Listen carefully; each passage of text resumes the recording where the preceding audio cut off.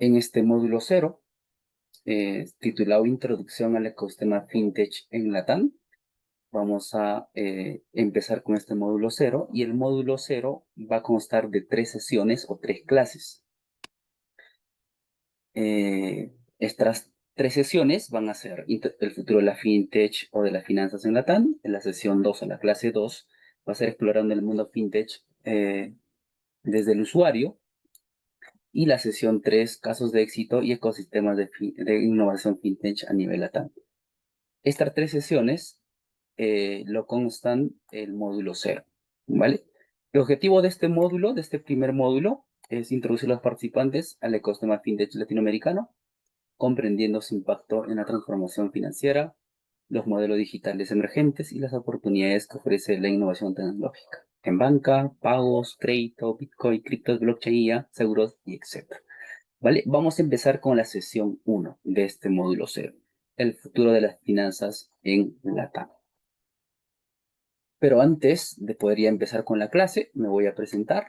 Mi nombre es Cristian Rojas, yo soy economista de profesión, pero aparte de tener la profesión como economista, en mi caso, yo soy inversor y también emprendedor en el sector, en finanzas, inversiones, tecnología, Bitcoin, fintech y etc. Y acá también pueden leer un poquito más mi campo más de acción.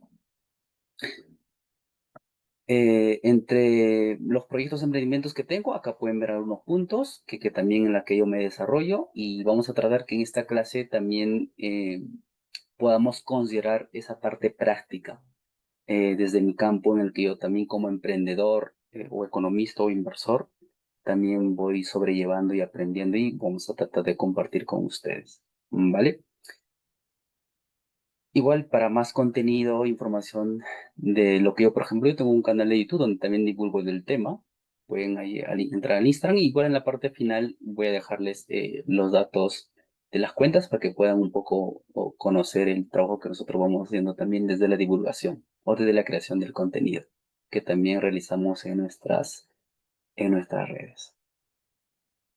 Antes de poder empezar con esta sesión 1, con esta primera clase del curso, Eh, bueno, acá veo que hay 12 personas. Entiendo que uno o dos deben ser del equipo Ciblatán. Entiendo que el resto son los participantes o los estudiantes del curso. Quisiera que me puedan escribir en el chat, o si no, lanzo un Mentimeter para que puedan comentarme eh, de qué rubro son, profesionales de qué rubro o trabajadores de qué rubro, o si son estudiantes o de qué sector son. Por favor, al chat me van comentando, ¿no?, su nombre y, por ejemplo, soy Cristian Rojas, soy, no sé, economista en mi caso. En vuestro caso, igual, ¿no? Van escribiendo un poquito para poder conocernos, ¿vale? Y en base al sector en el que estén, también podamos poner ejemplos prácticos, podamos dialogar. Lo que quiero es que sea participativo. Lo bueno es que no somos muchos, por ende vamos a poder interactuar, ¿vale? Cuando sienten que hay una consulta o una pregunta que tengan, con confianza, activan levantar la manito en la opción de Zoom, y puedan justamente poder hacer preguntas. Pero antes de empezar, eh, en el chat ponen su nombre y su profesión en el campo en el que actualmente trabajan, o emprenden, o son inversores, o independientes, etc. ¿Vale? Al chat, por favor, me van escribiendo antes de poder empezar con la sesión. Ahí creo un comentario, voy a empezar a leer. Luis Gaviria dice. Y por cierto, ok, muy bien, gracias Luis. Creo que también especificaste el tema del país. Entonces también el tema del país especifican, si en este caso no son de Perú. Dice Luis Gaviria, Colombia, profesional en riesgos financieros, empresario. Perfecto. Tema logístico, área, emocional. Un gusto, Luis. Marcelo Álvarez, trabajo en una entidad bancaria especializada en Bolivia. Ya estamos los países, Bolivia y Colombia. Luciel, un gusto, por cierto, Luis, igualmente Marcelo. Uciel, buenas tardes, soy Uciel, estudiante de grado de Ingeniería Económica. Uciel nos comenta si eres de Perú o de qué país, ¿vale? Solo te faltaría ese punto. Un gusto igualmente, Uciel, bienvenida. Iber Rendón, Bolivia, o dos días de Bolivia. Inge Comercial, rubro banca estatal. Área de planificación, Marilyn López, Colombia, y hay dos Colombia también. Hay tres Bolivia, administradora de empresas. Un gusto, Marilyn, bienvenida. Fabián, Bolivia, economista financiero. Ahora trabaja en el grupo asegurador. Un gusto, Fabián. Por cierto, en tema de Bolivia vamos a tener temas interesantes que hablar, ¿no? Un poco por la situación y la cultura que tenían con la crisis económica, financiera, etcétera. Por ejemplo, el uso que en estos últimos años ha significado, por ejemplo, la introducción al uso de Bitcoin USDT, ¿no? Con que el sistema financiero o su mismo Banco Central está empezando o ha empezado justamente a dar el visto bueno para poder dar uso de las criptos y la tecnología de Bitcoin en dar soluciones también al sistema financiero tradicional. Uciel dice que es de Perú, un gusto. Creo que la primera de Perú. José Goya, buenas tardes, mi nombre es José, desarrollador de software. Ya tenemos un programador acá, es de Ecuador. Gracias por su participación, queridos estudiantes. Entiendo que son todos los que están dentro de sala, que son estudiantes fuera del equipo SIP que se han presentado. Veo que hay Colombia, Bolivia, Ecuador y Perú. En mi caso, soy de Perú también. Yo me estoy conectando desde la ciudad de Abancay, que está a 5 horas de Cusco. Bueno, Cusco le suena más seguro que Abancay. Abancay es la capital de la región Apurímac, que colinda con la región Cusco, ¿no? En este caso de Cusco, su capital es Cusco, de donde está las oficinas de Ciplatán. Si escuchan Cusco, significa que está la maravilla, una de las 7 maravillas del mundo, ¿no? Que es Machu Picchu. Bueno, empezamos. Un gusto, gracias por su presentación. Como les he comentado, en esta primera etapa conmigo vamos a tocar más la parte introductoria de todo lo que es el ecosistema fintech, finanzas, todo lo que se va desarrollando ya en este sector a nivel a nivel Latam y el Caribe. También vamos a tocar temas puntuales de Perú, y veo que hay de Ecuador, Colombia y Bolivia. También algunos puntos ahí vamos a estar tocando, ok, estudiantes de esos países. ¿Vale? Y cualquier consulta o duda lo hacen llegar.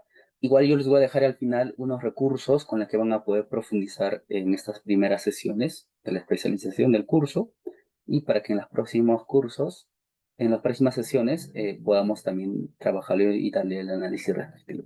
¿Vale? Bueno, vamos a eh, empezar. Como les dije, si tienen consulta, dudas, háganlo con confianza, ¿vale? Levanten la manito, interrumpen. Y los que deseen también pueden activar la cámara, ¿vale? Para que pueda sentirse que están atentos a la clase. El futuro, la sesión 1, como ya les decía, es el futuro de las finanzas y las fintech en Latinoamérica y el Caribe. Por ejemplo, acá, antes de poder empezar con la explicación, acá hay una cita que quería compartirlos, de Andrés Fontao, que decía, ¿no? Desde mi visión como emprendedor, inversionista y organizador de FinoSummit, estoy convencido de que el futuro fintech en América Latina es prometedor, pero requiere acción coordinada, que es muy importante. Más que innovación, necesitamos voluntad de transformación, porque las fintech no solo están cambiando cómo entendemos las finanzas, están ayudando a construir un sistema más justo, accesible y resiliente. Sigamos adelante juntos hacia esta nueva sí, un sistema financiero donde la tecnología es el vehículo, un sistema financiero donde la tecnología, fintech, tecnología financiera, es el vehículo, la inclusión, el destino y la colaboración, el camino. FinoSummit, igual, por ejemplo, al final en los recursos les voy a compartir. Ellos es una empresa que se enfoca desde hace años ya a nivel LATAM en hacer estudios, investigaciones o reportes del ecosistema fintech de la mejor calidad en ese sentido. Igual van a al final tener acceso a sus reportes, por ejemplo, que hacen a nivel LATAM, a nivel de países. Tienen reportes, por ejemplo, de Radar Fintech de Perú, Radar Fintech de Colombia, Radar Fintech de Chile, no sé si Bolivia, pero de estos países y de México, donde justamente te analizan, el último reporte es del 2024, de este año recién van a sacar, donde vas a poder ver un poquito cómo es la realidad de los retos, la innovación y el futuro del ecosistema fintech en estos países a nivel LATAM. O sea, realizan muy buena investigación en el sector. Y ellos también organizan eventos, por ejemplo, donde juntan a emprendedores o fintech, inversores, sector público, reguladores, profesionales del sector, justamente para ver cómo está el sector, donde articulan, hacen networking y conectan. Este año, por ejemplo, va a ser, si no me equivoco, en México, ¿no? Entonces, es una empresa muy importante en el sector. Por eso también hay así la cita. Creo que hay un último comentario. José Goya. Ah, sí, era el que ya no se comentó. Bueno, continuamos. Empezamos con la parte uno. Panorama de la revolución fintech a nivel LATAM. El ecosistema fintech latinoamericano vive una etapa de consolidación. Ya no se trata solo de disrupción o innovación. Ahora se busca integración, generar impacto horizontal y demostrar que es esencial para la economía real. La buena noticia es que quienes han resistido el cambio de clima no solo están sobreviviendo, sino que están liderando el sector. En la evolución del marco fintech, por ejemplo, México se ha consolidado como un hub fintech regional, gracias a su dinamismo pionero, por ejemplo, en tener la primera ley fintech en la región, y, y con una colaboración cada vez más fluida entre startups o startups fintech y instituciones financieras tradicionales, en este caso, los bancos. Actualmente, el 75% de las fintechs mexicanas trabajan activamente con bancos, o sea, con los bancos tradicionales, ¿no? Y entidades financieras establecidas. Lo confirma el más reciente Finovista Fintech Radar México 2025. Esto es lo que me decían, ¿no? Donde la empresa Finovista tiene sus informes justamente de cada país, cómo está el ecosistema fintech en la región y en estos respectivos países.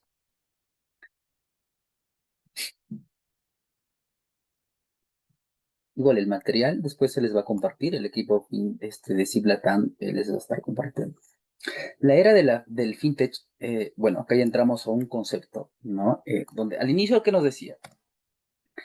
Que en el caso a nivel de la economía de Latinoamérica, ¿no? Y igual en sus respectivos países independientemente, dice nos encontramos ya no tanto como quizás hace 5 antes de la pandemia o la pandemia, donde más el ecosistema era como de disrupción e innovación, ¿no? Donde recién estaban empezando quizás las primeras fintech que se podían estar desarrollando, incubando en los países de Latam, sino en estos años ya estamos más en una etapa de consolidación. O sea, de todas las fintechs que han podido existir, igual después vamos a mostrar data, por ejemplo, cuántas fintechs existen en cada país, de todas las fintechs que se han podido empezar o lanzado, ahora lo que se está viendo más es quiénes están siendo más sostenibles, ya no solo quiénes están ofreciendo soluciones más innovadoras y disruptivas, sino quienes aparte de ofrecer esas soluciones interesantes, están siendo sostenibles, ya sea con la solución, el producto o servicio que ofrecen y a nivel de también al tema a nivel financiero, ¿no? Y a nivel del impacto real que están teniendo en la economía real. O sea, en esa demanda insatisfecha que se está teniendo en el sector financiero, lo que por ejemplo los bancos tradicionales no cubren o no han cubierto más antes. La idea de la fintech es que cubre esa demanda insatisfecha. Y en esta etapa, nos dice este reporte, que más se está viendo, se está considerando esa parte de poder integrar, colaborar y poder consolidar. Porque ideas, soluciones, hay muchas. O sea, de todas las fintechs que se han podido lanzar hace 5 o 10 años, hoy no están todas, ¿no? Solo han podido sobrevivir algunas. Y en este proceso también de que sabemos que a nivel regulación, por ejemplo, ahí nos decía que solo México es un caso donde existe como la primera ley fintech en la región. En otros países no. Hay más ambos regulatorios que justamente no dan toda la normativa, por ejemplo, para que se siga desarrollando de manera segura, ¿no? Y también otro punto importante que nos dice aquí es que ahora hay un buen porcentaje, por lo menos más del 50% de las fintech que existen, están con una estrecha colaboración y trabajo conjunto con las entidades financieras tradicionales, en este caso los bancos, ¿no? Los bancos que siempre han escuchado y tienen en sus países respectivos. En caso de Perú, pues el banco más grande es BCP, que también tiene filial en Bolivia, por ejemplo. BCP, el Interbank, el BVA, el Scotiabank y etc. La era del fintech everywhere. Estamos entrando en una etapa donde las soluciones fintech impactan transversalmente en sectores como salud, comercio, movilidad y agricultura. El futuro de la fintech en América Latina es prometedor, pero requiere acciones coordinadas. Más que innovación necesitamos voluntad de transformación, porque las fintech no solo están cambiando cómo entendemos las finanzas, están ayudando a construir un sistema más justo, accesible y resiliente. Un sistema financiero donde la tecnología es el vehículo, la inclusión, el destino y la colaboración el camino, como ya les explicaba más antes. Por ejemplo, el FinOSAMI 2025 se considera como el punto de conexión. Este es como el evento que le decía de la empresa, ¿no? Punto de conexión clave para quienes están transformando el ecosistema financiero en América Latina. Un espacio que reúne emprendedores, inversionistas, líderes corporativos y reguladores que buscan intercambiar ideas, concretar soluciones y trazar una visión compartida del futuro en la región. Antes de pasar a este punto A, donde vamos un poquito a hablar de datos clave, justamente de estos reportes e informes que también el Banco Interamericano de Desarrollo tiene a nivel de América Latina y el Caribe en el ecosistema FinTech. Al inicio había una pregunta que decía, ¿no? ¿Cuál es el futuro de las finanzas en la región? Yo no solo diría cuál es el futuro de las finanzas en la región, sino también cuál es el futuro de las finanzas en el mundo. Entiendo que muchos, por ejemplo, en esta especialización te van a tocar el tema de blockchain Bitcoin en módulos más posteriores, pero igual un poco acá quiero comentar. La pregunta de cuál es el futuro de las finanzas en Latam también aplicaría cuál es el futuro de las finanzas, por ejemplo, en Perú, cuál es el futuro de las finanzas en Colombia, en Bolivia, Ecuador y en el mundo, como el propio Estados Unidos, el propio China, el propio la Unión Europea. Y acá quiero entrar en un punto, por ejemplo, que tenemos que hablar de fintech en el sector cripto, ¿no? De lo que está significando hoy, por ejemplo, y lo que va a significar Bitcoin. Me voy a enfocar en Bitcoin. Sé que existen muchas criptos, pero ya eso es otra discusión. Lo que me voy a enfocar es en la solución, en la tecnología financiera y monetaria que ha significado con el inicio de Bitcoin. Por ejemplo, uno de los videos que tengo en el canal, igual cuando gusten profundizar lo pueden ver, eh, ¿cuáles son los problemas comunes o problemas que cada cierto tiempo tenemos en la economía del mundo? Por ejemplo, la economía a nivel LATAM y en la economía de cada país. Es por el sistema financiero en el que actualmente nos movemos, usamos, ¿no? El sistema financiero tradicional, donde hay entidades financieras que justamente nos ofrecen servicios financieros, ¿no? De ahorro, de cuentas, de inversión, etc. Pero este tema financiero también funciona gracias a un sistema monetario que tenemos, que técnicamente se podría entender como el sistema financiero fiat. ¿Por qué sistema financiero fiat o dinero fiat? Es dado que son monedas como el sol peruano, el peso colombiano, el dólar americano, el euro, el yuan chino. ¿Cuál es la característica que les hace común? Que son monedas fiat. ¿Qué quiere decir? Que son monedas que están emitidas por un gobierno, en este caso por su Banco Central. Y están establecidas que ese dinero vale porque lo emite su decreto, su norma, su ley, su constitución. Ese es el único aval de eso, de este tipo de dinero. No hay más. Usamos el sol peruano en la economía peruana porque el Estado peruano, en su Banco Central, dice que esa es la moneda de curso legal, vale 10 soles, vale 100 soles, vale 20 soles, y la economía o los ciudadanos logramos lo mismo con el dólar americano. Vale $100 porque la Fed, el Estado americano, no dice que ese es su valor y lo emite el Estado americano. Por ahora, el país más rico y más poderoso del mundo. Y lo usan en el mundo, está como reserva de valor. O sea, los bancos centrales como del Perú, de Bolivia, de Ecuador, Colombia, hoy del mundo lo usan como activo de reserva, pero eso está cambiando ahora.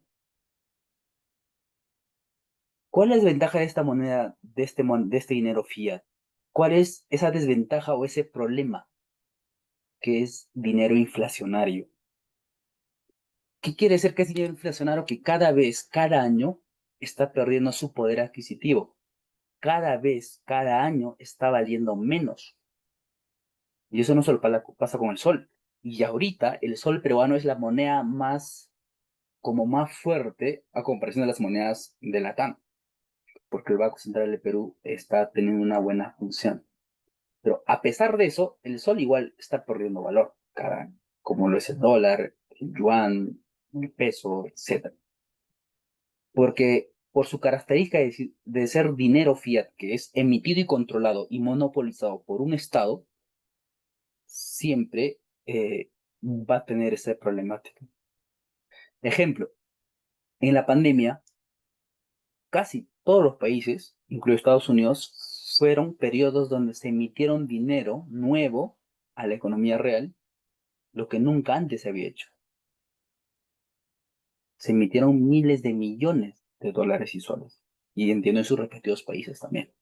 Claro, con la idea de que teníamos que reactivar la economía, porque estaba enfriándose, porque pues se había parado total la actividad económica, y por ende teníamos que generar que la gente tenga nuevamente dinero y empiece a consumir. Y si consumes, pues la economía empieza otra vez a rodar. Pero eso no puede ser para siempre. Oferta-demanda. Si existe mucho más dinero de lo que existe en producción, o sea, tu bien, en este caso, ese bien que se llama dinero, tu moneda, en este caso el Perú, el sol, como hay exceso de oferta, el Banco Central emitió de más, empieza a valer menos, empieza a perder poder adquisitivo. ¿Cómo se conoce eso? Inflación. Por eso que la inflación empezó a subir en todos los países del mundo. Algunos países hasta de 2 dígitos, o sea, pasaban el 10% anual o mensual. Que tenían que ser los bancos centrales empezar a poder disminuir liquidez o dinero en la economía real. ¿Cómo? Pues subiendo las tasas de interés de referencia de los bancos centrales, encareciendo los préstamos, los créditos, etc. Y ese ciclo se ha repetido cada 10 o 15 o 20 años. La última crisis, ¿cuándo era? 2008. La última gran crisis, ¿no? Con esta crisis financiera que empezó en Estados Unidos. Antes de esa, en el 2000, con la crisis.com, con la crisis tecnológica. Después de eso, en el 70, 71, después la Gran Depresión de los años 30 y etcétera. Vieron que cada 10, 15, 20 años siempre nos metemos en crisis económicas y financieras, aunque se debe por el sistema financiero que tenemos. Y eso va a seguir siempre así. Siempre va a seguir siendo así. Por ejemplo, cuando empezamos a usar el sistema financiero, este sistema financiero actual, el sistema financiero fiat, porque antes de este existía lo que se llama el patrón, eh, eh, por ejemplo, antes del sistema financiero fiat existía lo que se llama el patrón oro, ¿no? Bueno, eso ya es un poco más de historia económica o del dinero. Pero, por ejemplo, antes de que existiera este sistema que tenemos, después de la Segunda Guerra Mundial nomás, ¿no? Los países se juntaron en Bretton Woods y dijeron que, bueno, las economías del mundo están destrozadas, menos Estados Unidos, sobre todo las de Europa, ¿no? Tenemos que decidir justamente elegir una moneda global, ¿no? O una moneda que se use como la moneda de reserva, donde todas las monedas de los países estén como ancladas, ¿no?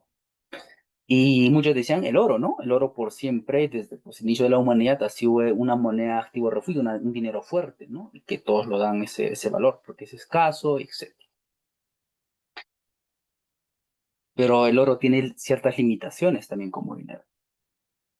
Entonces ahí se planteó la idea de que el dólar americano sea esa moneda hegemónica que en el mundo se use como valor refugio, pero con la condición de que el dólar americano tendría que estar anclada al oro. Por ende, si tú tienes dólares, significa que tienes oro. Esa era la condición. Si no me equivoco, un dólar estaba, mejor dicho, una onza de oro, creo que estaba, equivalía allá por los años 40, 45, 50.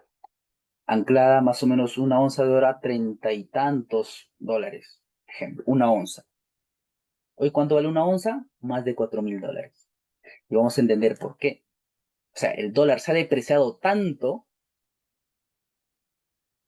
y al final el oro, se podría decir, se ha mantenido, pero como el dólar se ha depreciado tanto, o sea, la inflación ha sido tanto que esa onza que en allá por los 40, 50, una onza de oro equivalía a más o menos $35, hoy esa misma onza vale más de $4.000. Esa es la problemática del dinero fiat. Si eso le está pasando al dólar, imagínate qué le está pasando a tu moneda del país. Y esa realidad no entienden muchos. Bueno, peor los políticos, ¿no? Y eso hay que entenderlo eso es muy importante para entender justamente el sistema financiero en el que nos movemos y también por qué, por ejemplo, se plantean soluciones fintech, etcétera, que después lo vamos a poder analizar más.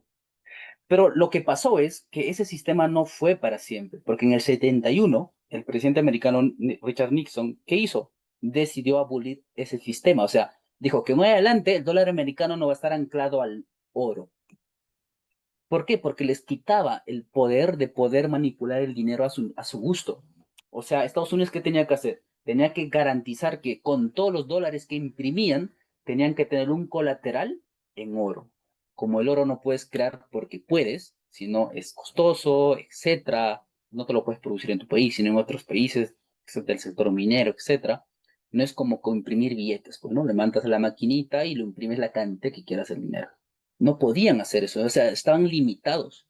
Y en esos años justamente Estados Unidos estaba, si no me equivoco, en la guerra de Vietnam. ¿Y qué te exige la guerra? Pues dinero, gasto, capital. Pero como tienen esa limitante de que tenían que garantizar la misma cantidad de oro y la misma cantidad del dólar que están imprimiendo, pues no podían, no tenían esa libertad, no tenían ese control, no podían manipular el dinero. Por eso dijo Nixon que, pues de ahora en adelante, allá en el 71, dijo que el dólar americano ya no va a estar anclado al oro. Y desde entonces se abolió ese patrón oro-dólar.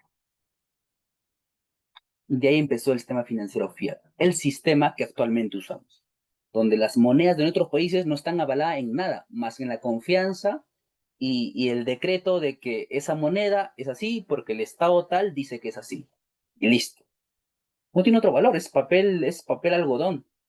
No vale realmente nada, es solo una moneda de papel. Las monedas metales que son es hierro.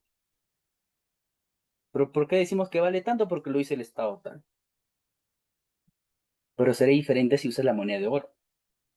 Ese sí tiene valor real, porque el oro es escaso, y ese tiene un valor real. Y no, el oro no tiene valor porque un Estado lo dice que así vale así, no, porque el mercado lo decide así, el mercado le da ese valor, porque es escaso, cuesta producirlo, es difícil de falsificar. Y desde el 71, si te puedes a revisar un poco de historia económica, crisis, inflación, guerras, etcétera, desde ese entonces estamos cada 5, mejor dicho, cada 10, 20, 15 años entrando en ciclos de crisis financieras. La última fue en la pandemia. Después de acá, ¿cuánto será? Si uno entiende eso, pues puede prever las futuras crisis y puede estar mucho más preparado para dar oportunidades, porque en las crisis existen oportunidades para los que sabemos verlo, y etcétera. Bueno, es un poco de introducción a esta pregunta de cuál es el futuro de las finanzas en el mundo, en la TAM y en tu país. También no hay que perder de vista esa realidad. ¿Y Bitcoin saben en qué año nació? Bitcoin nació en el 2008, 2009, justo cuando se dio la crisis, la última gran crisis financiera. Lo que a la gente, a la ciudadana no le gustó fue que los estados, que hizo el estado americano, pues a pesar de que los bancos americanos se comportaron mal, gestionaron mal el dinero de la población, se excedieron en sacar rentabilidades, etcétera, pues intervino el estado y con los impuestos de los americanos rescataron a los bancos. Si en vez de castigarlos, les han premiado. Y ahí es donde nació Bitcoin, con un sistema financiero diferente, al sistema financiero en el que nos movemos. No voy a entrar en detalles ahora, pero más adelante cuando haya espacio. Sí, igual en recursos al final de esta sesión tengo una bibliografía donde uno de los libros se llama Patrón Bitcoin, escrito por un economista de la corriente económica austríaca, donde van a poder profundizar mucho más. Porque realmente vale aprender de esto y entender esto. Quizás plantear en el sector fintech, donde tenga que ver también el tema de Bitcoin. Y existen. Por ejemplo, en Perú, una empresa que yo uso y he visto que está haciendo mucho en este sector. Es una empresa fintech, pero también usa tecnología Bitcoin. Se llama Lemon Cash. Es una empresa argentina. Justamente hace poco entró al mercado peruano. Y está trayendo soluciones interesantes. Uno está conectando a que la gente de forma fácil, conozcas o entiendas o no entiendas Bitcoin, puedes empezar a usar Bitcoin así como usas tus soles o dólares con billeteras digitales. En Perú, por ejemplo, el más conocido es Yape o Plin, teniendo que sus países también tienen sus billeteras digitales, ¿no? Y etcétera. ¿Vale? Bueno, una ventaja de Bitcoin, para ya dejar acá esta primera introductoria, por ejemplo, el sistema financiero tradicional, el tema fiat, como le decía, el dólar, el sol, el euro, el peso, lo controla un Estado. El monopolista es un Estado con su banco central. Nadie les quita ese poder. La población no tiene ese control, no, es el Estado. Por ende, el que está en el poder en el Estado. Pero en Bitcoin es un sistema diferente, es lo opuesto. Si el sistema financiero fiat es centralizado, el Bitcoin es descentralizado. O sea, no, en Bitcoin no decide una empresa, una corporación, un Estado o un grupo de personas, decide la comunidad, decide el mercado, decide los usuarios. Ahora, ¿cómo? Pues eso ya es un poco más, una explicación un poco más detallada que después los vamos a poder revisar. Y otro aspecto de Bitcoin, aparte de ser descentralizado, es que es global. ¿Qué pasa si tú eres peruano, colombiano o boliviano, vas con tu moneda local a Estados Unidos, a China o a Europa o a Sudáfrica? No deben aceptar tu moneda. Tienes que cambiarlo al dólar o a la moneda de ese país, tipo de cambio. Pero con Bitcoin sí podrías vivir y usar en cualquier parte del mundo actualmente. Existen empresas, soluciones, tecnologías o fintech que te permiten eso, como Lemon Cash. Lemon Cash, por ejemplo, tiene una tarjeta Visa donde permitan Visa en el mundo, pues puedes usar tus bitcoins o tus USDT, que son una stablecoin y una cripto que está anclado su valor al dólar americano. Otra característica, aparte de ser descentralizada y global, es soberano. En Bitcoin te da la soberanía monetaria que no te da el sistema financiero fiat. Ejemplo, no sé, un ejemplo, por ejemplo, el caso de Bolivia, mejor dicho, el caso de Venezuela. Están en una dictadura, ¿cierto? Como en Chile. ¿Qué pasa si tú te metes en problema con el gobierno de turno de ese país? Te embargan, fácil te pueden embargar tus propiedades, tus cuentas bancarias, etcétera, de ti o de tu empresa.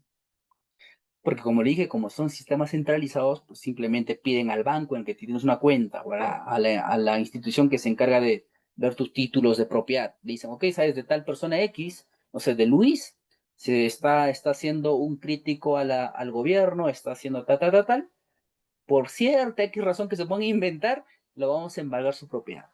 O no pagó impuestos, ha hecho evasión de impuestos, cualquier razón lo pueden usar. Como existe en la realidad, pones a investigar. Y te ponen a embargar tus cuentas financieras y tus propiedades. Porque tú no tienes control de tu dinero, tu riqueza, ni tu propiedad, ni de tu casa tienes el control. Lo tiene el gobierno, el Estado.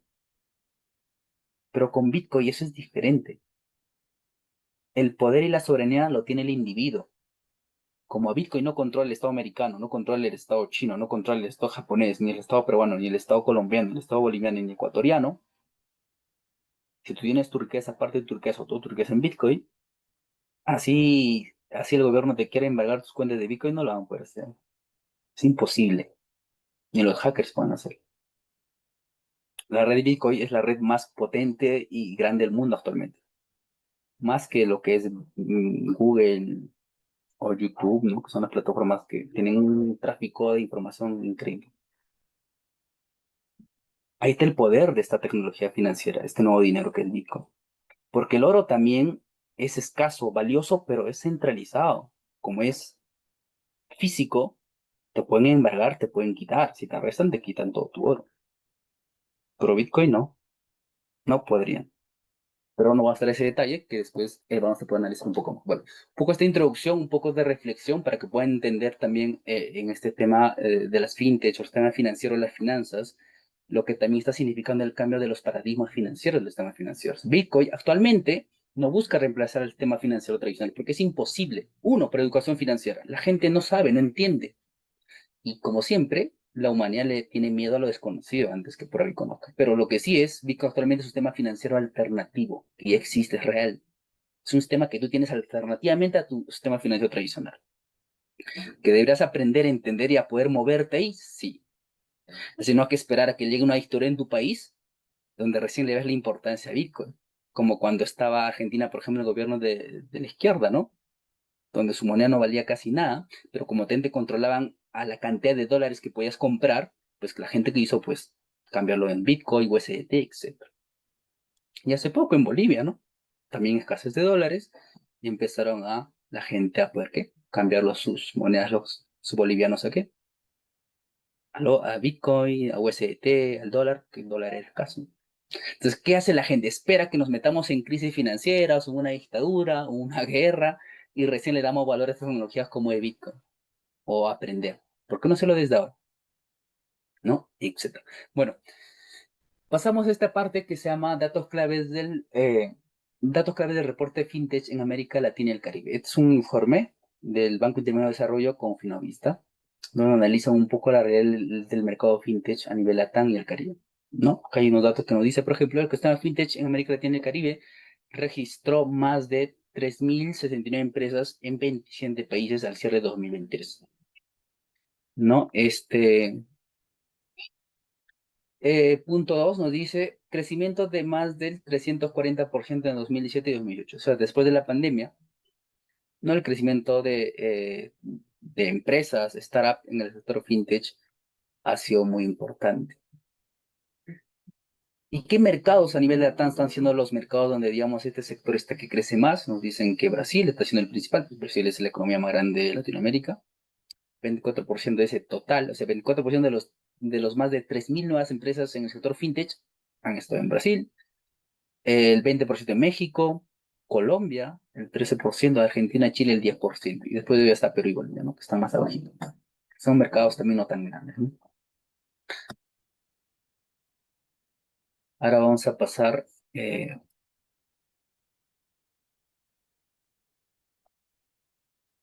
un poquito para ver también cómo está el ecosistema fintech, por ejemplo, en Perú, ¿no? A nivel del mercado peruano.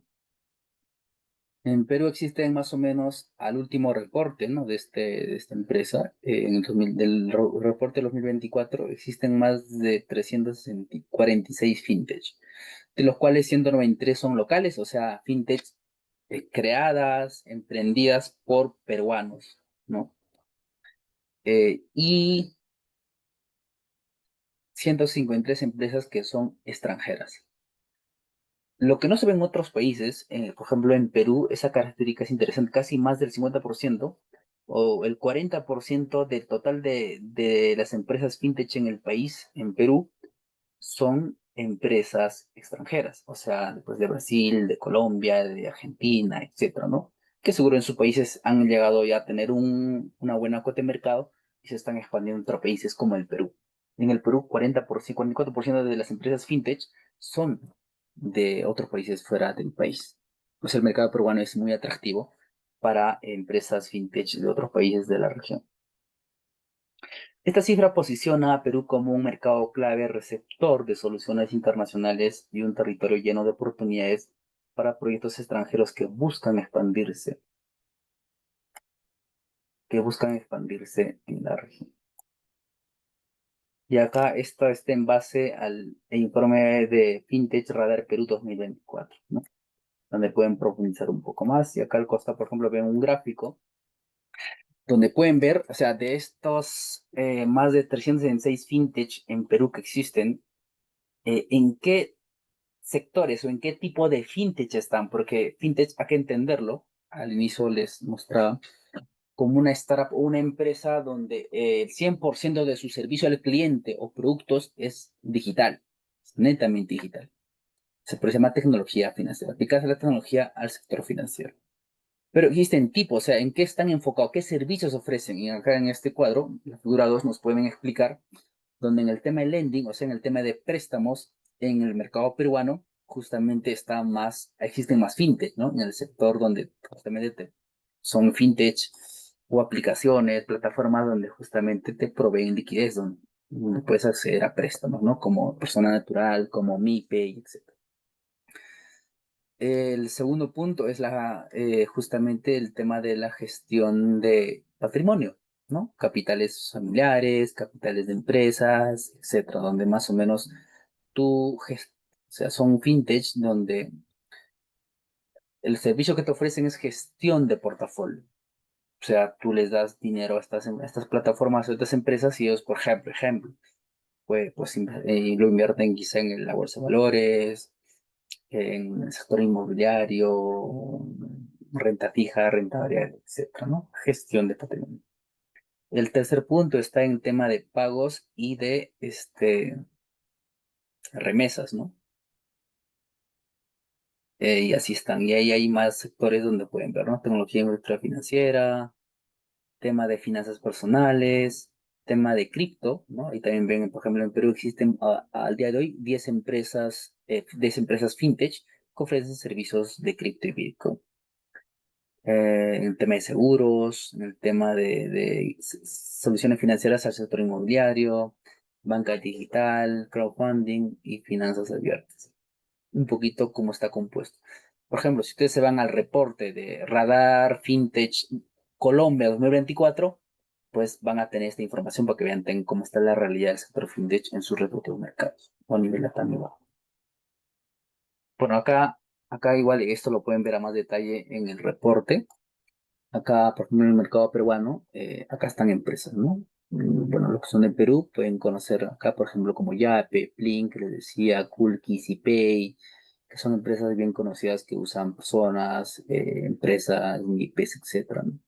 Y empresas que yo ni siquiera los había dado uso, pero existen, ¿no? O sea, hay cantidad de servicios que están usando. Y algunas fintechs, por ejemplo, de acá, por ejemplo, esta de IO, o criptococos, por ejemplo, son fintech, pero de bancos. Por ejemplo, en el Perú, estas son de criptococos y IO, son proyectos fintech como es Yape, del banco más grande del Perú, que es el BCP. O sea, el tema financiero tradicional también ha visto este sector que cada vez el uso de la tecnología que está dando en muchos servicios sectores, pues también tienen que adaptarse e innovar, si no también quedan rezagados.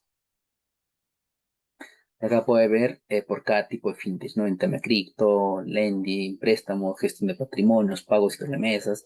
Pueden ver los detalles, ¿no? Y sectores de empresa.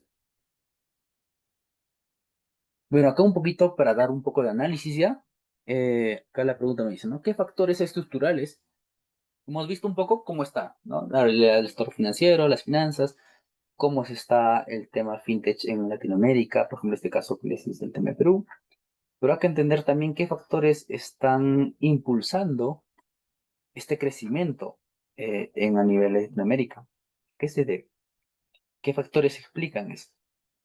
También lo pueden ver esto a detalle en el reporte justamente de la cuestión de FinTech en Latinoamérica y el Caribe, ¿no? Del Banco Mundial de Desarrollo. Pero acá vamos a ver 3 puntos. El tema del mercado. Demanda insatisfecha de servicios financieros. Personas y MIPES sobre todo. Personas y pymes, ¿no? Incluye un 57% de fintechs que apuntan a la población subbancarizada o que no están bancarizadas. Sobre todo en esta región y mucho más en África, ¿no? En el continente africano, el tema, por ejemplo, de la población no bancarizada, o sea, que por lo menos no tienen una cuenta, o quizá tengan, pero solo una cuenta, y solo usan pues una cuenta para recibir y enviar dinero, pero no pueden acceder a más servicios financieros como que inversión en bolsa, inversión en Bitcoin, inversión en oro, en bonos, inversión en sector inmobiliario. O sea, no acceden a más productos financieros más que abrirse una cuenta para recibir dinero y enviar dinero. O sea, tienes ese servicio, pero no tienes más otras opciones. Un poco, más o menos eso es lo que se llama subbancarizada. Y no bancarizada, pues, es cuando hay personas que no tienen ni una cuenta. O sea, no están conectados al sistema financiero tradicional. Y en Latinoamérica, pues, la mayoría de los países están con esa problemática, ¿no? Eso hay que entenderlo como demanda insatisfecha. Pues, como hay mucha demanda insatisfecha, pues muchas fintech están apuntando a ese sector. Están tratando de dar soluciones justamente que solucionen ese problema. ¿Cómo acercamos a la población subbancarizada o no bancarizada al sistema financiero? Y como hoy es tan común usar un celular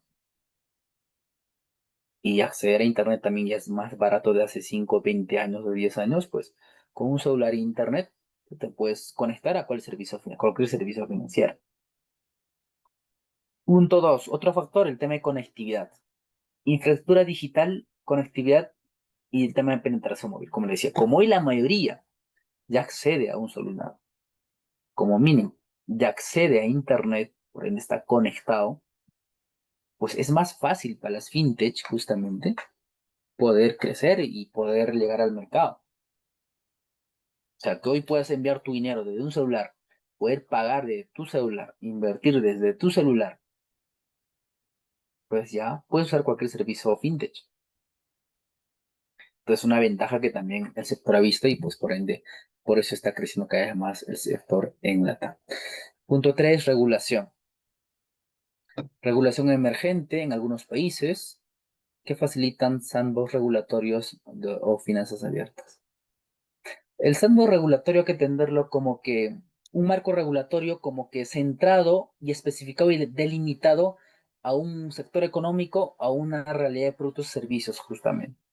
¿Vale? Que no es una norma como la ley fintech mexicana, donde sí es como para toda la economía y para todas las instituciones, ¿no? Abiertamente.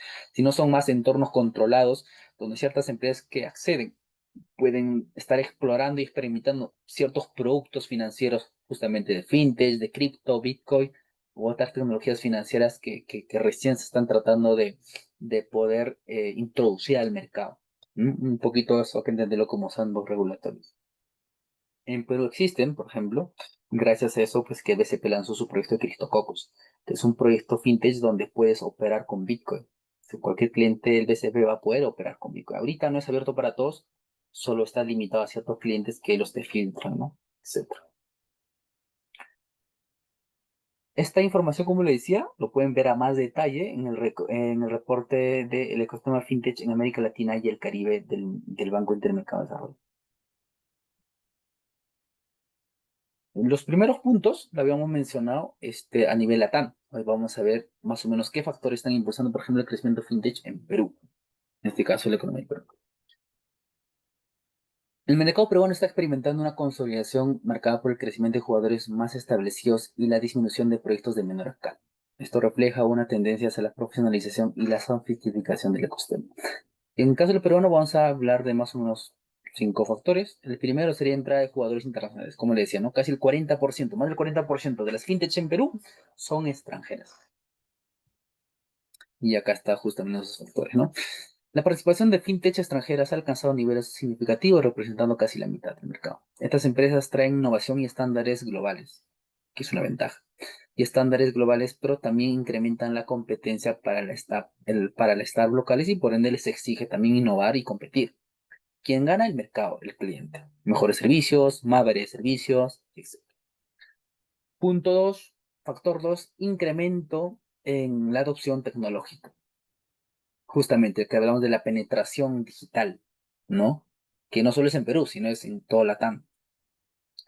Donde es más accesible a las tecnologías como de conectividad, ¿no? O al tema de la IA, biometría, automatización, cerrando la brecha tecnológica con otros países de la región. Factor 3, foco en la inclusión financiera. Las fintechs peruanas se posicionan como agentes clave para reducir la brecha de inclusión financiera, especialmente en áreas rurales y segmentos no bancarizados, como les decía.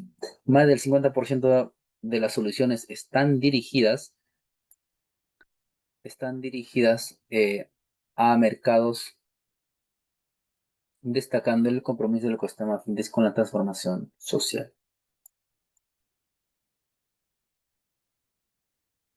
Punto 4. Avances en colaboración e interoperabilidad. En el caso del Perú, por ejemplo, que yo siempre trato de mencionar es el sistema de interoperabilidad que ha permitido que billeteras de distintos bancos puedan recibir y enviar dinero. Y que muchas otras fintech extranjeras, como el caso de Lemon, por ejemplo, ni bien entró al mercado, pudo ya conectar su billetera con Yape o Plin, que son las mayores billeteras del mercado peruano. Entonces, antes, por ejemplo, si tú usabas Yape, solo podías enviar dinero de una cuenta Yape a otra cuenta Yape. O sea, se podían enviar dinero solo entre clientes del BCP. Como su servicio estaba limitado solo a clientes del BCP. Pero si tú eras cliente del Interbank, que es otro banco, o del Scotiabank, del BVA, o del Banco de la Nación, no podías usar Yape. Tendrías que abrirte una cuenta. En el BCP recién podías usar Yape.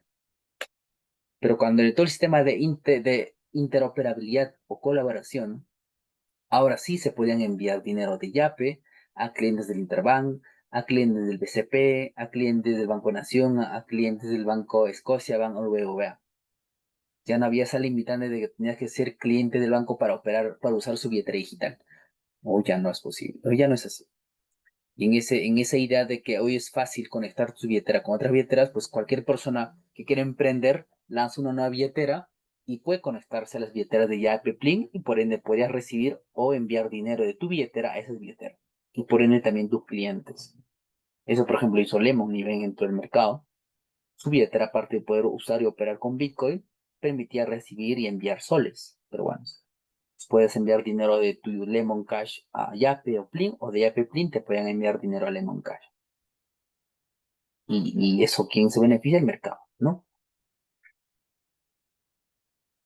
Punto 5, retos en acceso al financiamiento. El acceso al capital sigue siendo el mayor desafío para las fintechs locales. La dependencia de rondas iniciales y pequeños inversores limita su capacidad de escalar frente a la competencia extranjera. Este será un factor crítico a resolver para potenciar el ecosistema. Bueno, acá vamos con la primera pregunta, un poquito donde ya va a significar la participación de ustedes. Bueno, estamos a mitad de la clase. Pregunta reflexiva para los estudiantes. Acá que nos pide. La pregunta es, ¿cuál es el motor o factor número uno en su país para el crecimiento fintech? O sea, ¿cuál es el factor o el motor, el causante principal que ustedes entienden o ven o consideran para que el mercado fintech en su país justamente esté creciendo? Bueno, como lo dice el reporte a nivel LATAM, que el sector fintech en Latinoamérica está que crece a comparación del 2007, 2020 o 2022. Entonces yo les voy a enviar un link de Mentimeter, que es una plataforma donde ustedes nada más van a responder su mail en el chat y comentan en 2 palabras, ¿no? Máximo 3. Y eso nos va a salir en la pantalla y lo vamos a poder compartir acá. ¿Vale? Entonces vayan leyendo la pregunta. Yo mientras les envíe el link de Mentimeter, rato le voy a dejar compartir para que pueda ver ese link. Y acá les envío el link. Pueden, si están con el celular o la PC o la tablet, solo entran a ese link y ya. Acá les envía el chat. Alguien que no puede ingresar me avisa. Ya les envié el link. Pues por favor responden a la pregunta. Voy a volver a compartir la pregunta. Igual, en el link que les he dejado, también sale, en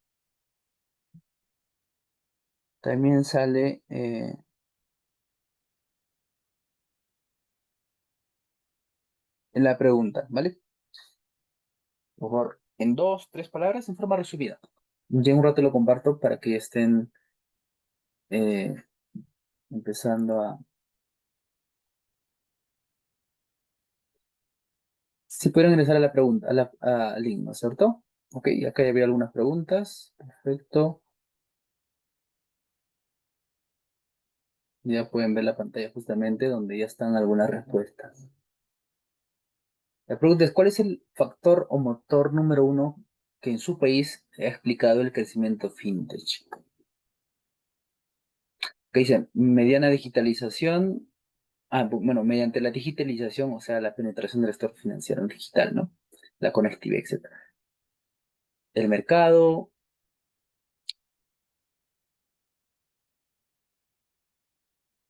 ¿Me confirman si ven la pantalla, por favor? Entiendo que sí están viendo, ¿no? Para que vean sus respuestas también. Sí. Gracias, Marina. Bueno, acá vamos viendo algunas respuestas. El tema dice la inclusión financiera, eh, mediante la digitalización, la demanda de clientes, alta conectividad, inclusión financiera, eh, infraestructura digital, el mercado, innovación y la inclusión financiera.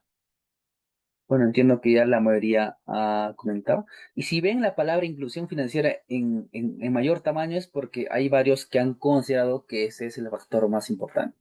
Por ende, la aplicación ha mostrado ese como el principal factor que muchos están considerando, ¿no? Esta se llama Mentimeter, o sea, es una plataforma donde pues lanzan una pregunta y la gente comenta y se colabora, ¿no? Entonces vamos viendo cuáles son las respuestas más comunes o las respuestas que la gente está considerando. Y acá pueden ver justamente esa parte, ¿no? Este, pueden capturarlo pantalla también si desean, antes de dejarlo de compartir. Soluciones a nivel del país, dice. ¿Ok? Igual,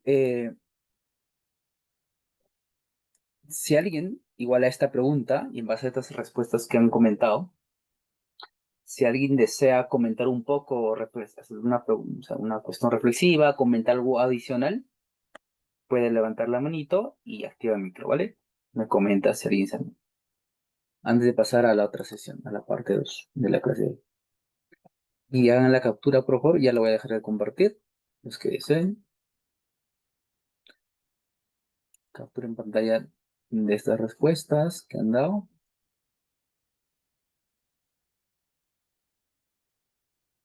Listo. Voy a compartir. Y continuamos con la clase si no hay más preguntas. Gracias por su participación. Y la respuesta a la pregunta. Bueno, ahora sí pasamos a la parte 2 de esta clase. Oportunidades y retos en el mercado fintech en el mercado latinoamericano. ¿Cuáles son esas oportunidades y retos? Y vamos a tratar de darle su respectivo análisis. Oportunidades. Las principales que se consideran a nivel latinoamericano son inclusión financiera, que muchos han compartido justamente en la pregunta que les lancé. Fintech como palanca para llegar a clientes no bancarizados o subbancarizados, que le dicen. Impulsar micropréstamos, pagos y pagos digitales. Aporte número 2. Digitalización de procesos bancarios y de seguros. Automatización, analítica de datos, IA y blockchain. Oportunidad número 3. Nuevos modelos de negocio en el sector fintech, como neobancos, superapps, apps de pagos, remesas, Insurtech. Insurtech como que eh, soluciones fintech o empresas fintech ligadas al tema de seguro. ¿Y cuáles son esos principales retos?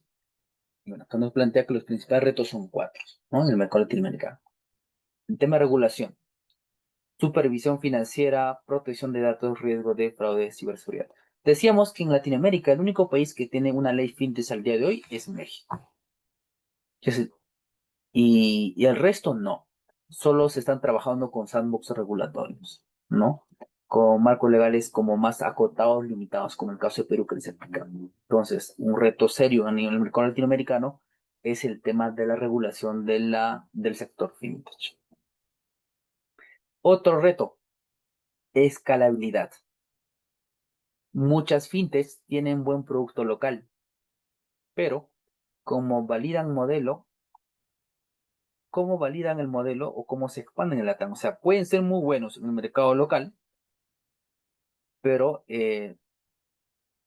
muchos no se pueden expandir. Pero si, por ejemplo, al inicio les mostraba que Perú, más del 44% de sus fintech son extranjeras. Entonces, y los mayores proveedores de esas fintech son Brasil, Colombia y México y Chile, si no me equivoco. Entonces, ellos están trabajando bien en este reto, ¿no? El tema de la escalabilidad. O sea, aparte de sus países, se están expandiendo a otros países. Reto número 3, alianzas con la banca tradicional, ¿no? Versus competencia. O sea, un reto serio y los reportes, los últimos reportes también nos dicen que hoy ya no hay tanto ese tema de competencia entre la banca tradicional, los bancos y las fintechs, como le decía, en el caso del BCP y Yape, por ejemplo, y la interoperabilidad. Hoy es más ya de colaboración, ¿no? Más de colaboración. Donde tanto las fintechs con los bancos, como están más colaborando que cada uno ir por su campo, ¿no? Donde la sería más complicado seguir desarrollando este mercado. Reto número 4, infraestructura desigual entre países. Claro, a nivel LATAM, igual como que los principales mercados fintechs que decíamos eran pues Brasil, México, Chile, Colombia, Argentina y así, ¿no? Y atrás, pues ya están otros países, ¿no? Que justamente quizás no tengan toda la infraestructura necesaria para que el mercado siga creciendo en este sector fintech.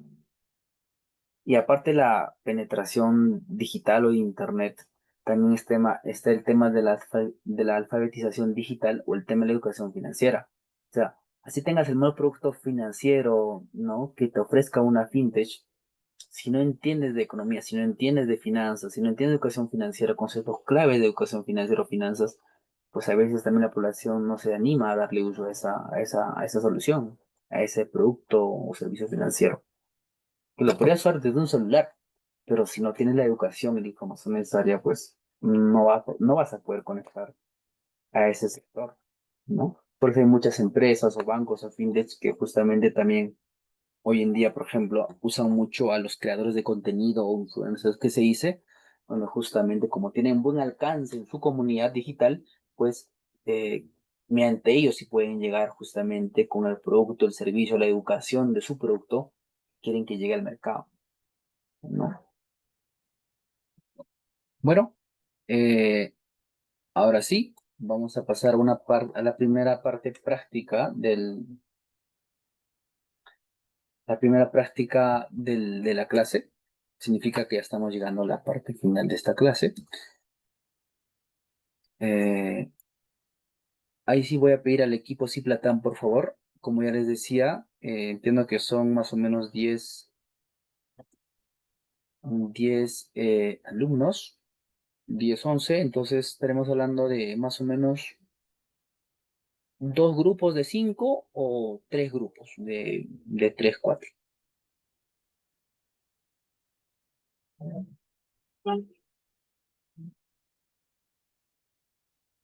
Pero antes de ir a la parte del grupo, igual acá una pregunta que también les voy a lanzar por Mentimeter, donde nos dice, ¿no? Usted, siendo profesional de su sector, ya sea en banca, finanzas, tecnología, en tema de programación o emprendedor, ¿qué reto ve usted como el mayor freno al crecimiento fintech en su país? ¿Cuál es ese reto, ese desafío, esa causa que usted considera que es el mayor freno, el mayor obstáculo que estaría teniendo a que el sector fintech en su país siga creciendo mucho más, ¿no? Siga llegando a muchos más usuarios, a muchos más ciudadanos, o se esté dando soluciones mucho más interesantes, por ejemplo, en su país? Ejemplo que le decía Bitcoin. Hay mucha gente que escuchaba pero no lo usa. O sea, ¿a qué se debe? O sea, si se lanza una fintech que use Bitcoin con la tecnología de Bitcoin para dar una solución interesante para que puedan empezar a usar o interactuar con Bitcoin en sus actividades profesionales de negocio o en su empresa en la que trabaja. O sea, ¿cuál sería el mayor reto? O sea, ¿cuál es ese reto que usted consideran para que el sector fintech llegue mucho más fácil con sus productos y servicios al mercado de su país? ¿Vale? Les voy a igual lanzar a Mentimeter. En un rato les envío el link para que puedan responder. Van pensando mientras que puedan responder. Ya les envío el link. Igual, por favor, responden en forma resumida. Ya, ese es el link. Entren y por favor responden a la pregunta. Igual la pregunta está en el link también. Igual acá los muestro para que puedan poner. Forma resumida, por favor, lo van respondiendo. En un rato comparto las respuestas que están dando.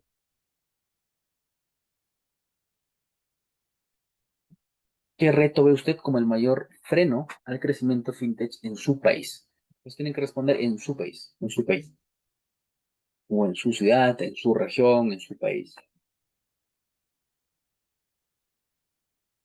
No sé si ustedes ya conocen alguna empresa fintech, alguna plataforma, alguna empresa de su país que ofrece soluciones fintech, productos fintech, pero sienten que no sé, no están escalando mucho, no están creciendo mucho. Bueno, acá ya pueden ver algunas respuestas. Y acá dice, ¿no? Seguridad.